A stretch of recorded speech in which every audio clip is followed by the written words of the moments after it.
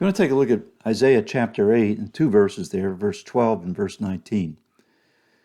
It says in verse 12, "Do not call conspiracy all that this people calls conspiracy, and do not fear what they fear, nor be in dread."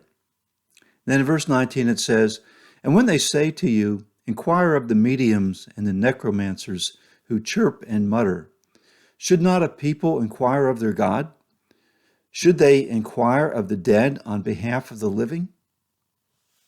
How often do we allow public sentiment to sway our opinions and actions on things? How do we look at the issues influencing our society? Do the philosophical views of a culture guide us, or does the word of the living God? We must ask these questions of ourselves with full integrity and openness, for the child of God is to live on a different plane than the society around us. Isaiah lived among a people who had departed from seeking the right understanding, the right way.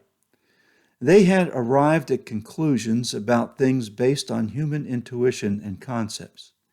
They sought direction through the worldly ways, including divination, rather than the godly way. Therefore, the Lord instructs Isaiah not to think like the people around him and not to react to the things the way they do. The reason is that they were not walking by faith.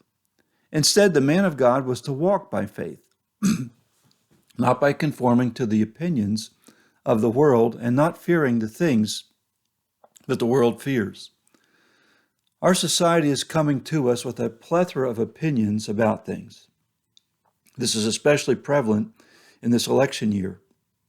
The candidates, parties, and political pundits inundate us with a variety of opinions. Campaigns grow more vicious every election year with half-truths, innuendos, fear-mongering, and such.